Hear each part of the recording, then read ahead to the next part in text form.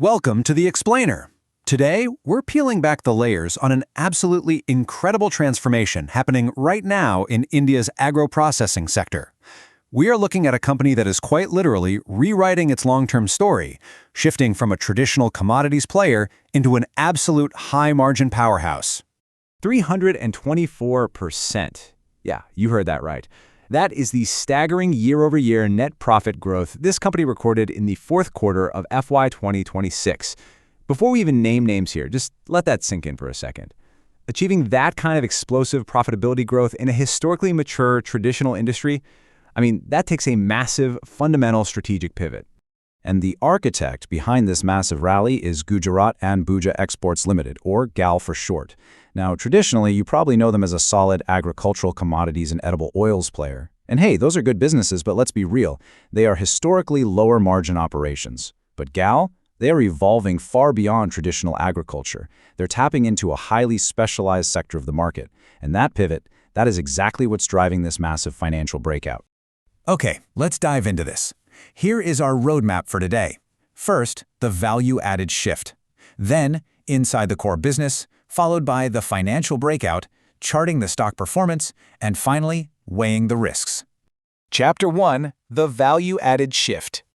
So this brilliantly illustrates the shift. Historically, their legacy was built on traditional commodities, think edible oils and cotton yarn spinning. As we know, those are typically low-margin operations.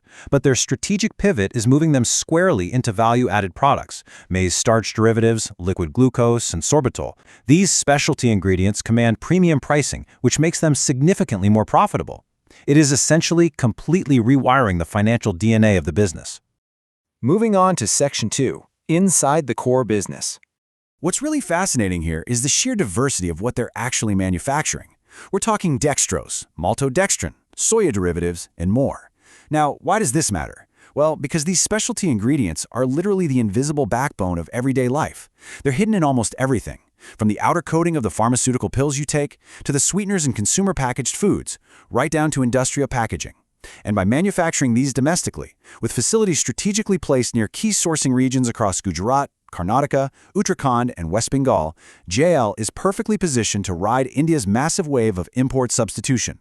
But the sheer scale of their maize operations, that is the true headline here. For FY 2026, the maize processing division raked in a staggering 3,565 crore rupees. It is without a doubt their undisputed revenue engine now. To put that into perspective, their other agro-processing division brought in around 2,089 crore. So maize processing has completely overshadowed their other traditional agro divisions. It cemented itself as the absolute core driver of the company's future. Which brings us to Section 3, the financial breakout. So the crucial point is this massive margin expansion, 13.29%. That's their EBITDA margin for the fourth quarter of FY 2026. Why is that such a big deal? Because in the exact same quarter last year, that margin was sitting at just 4.92%. They have massively expanded their operational profitability simply by shifting their product mix toward those higher margin maize derivatives, all while relying on relatively stable raw material costs. Don't just take my word for it. Look at the Q4 numbers. They speak for themselves. Net profit absolutely skyrocketed by 324% year-over-year, jumping to approximately 135 crore rupees in Q4 alone, up from nearly 32 crore in this same quarter last year. This is the hard proof that their strategy, chasing better operating leverage and pushing those specialty products, is working exceptionally well. And if we step back to look at the full FY 2026 picture, the highlights are incredibly robust. Consolidated total income hit roughly 5,835 crore, with a net profit of around 304 crore. But here's the absolute standout data point for me. Their long-term debt is just 36 crore. They are running a multi-thousand crore operation and constantly expanding capacity, yet they're maintaining this highly conservative balance sheet. Plus, a healthy return on equity of 14 to 15% shows they're utilizing their capital very, very efficiently. Let's pivot to Section 4, charting the stock performance.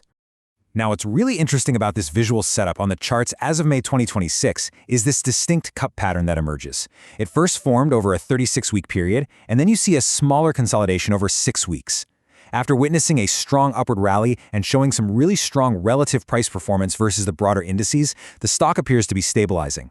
Technical analysts are noting that immediate support is hovering right around the 154 to 160 rupee range, with resistance up in the 170 to 178 zone. So the market is essentially taking a breath, consolidating, and waiting to see if this earnings momentum can sustain over the coming quarters.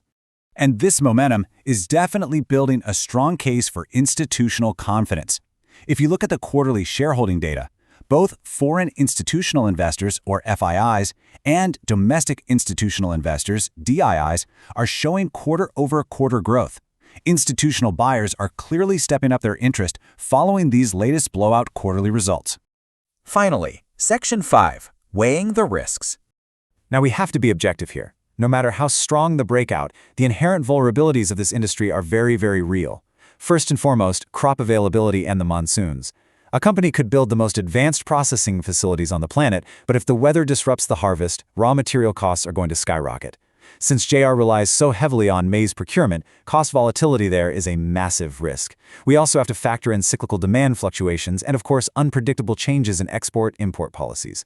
So, despite their incredibly successful pivot into higher margins, inflation in raw materials can quickly pressure those exact same margins they've worked so hard to build. Which brings us to the ultimate question we want to leave you pondering today. Can Gujarat Ambuja Export's high-margin specialty growth outpace the unpredictable, unavoidable cycles of Indian agriculture? It's a classic tension, isn't it? A brilliantly executed operational pivot going head-to-head with the raw forces of nature and commodity cycles. The strategy is undeniably working right now, but execution and margin sustainability, that will be the true test in the years ahead. Thank you for joining me for this explainer, and keep learning.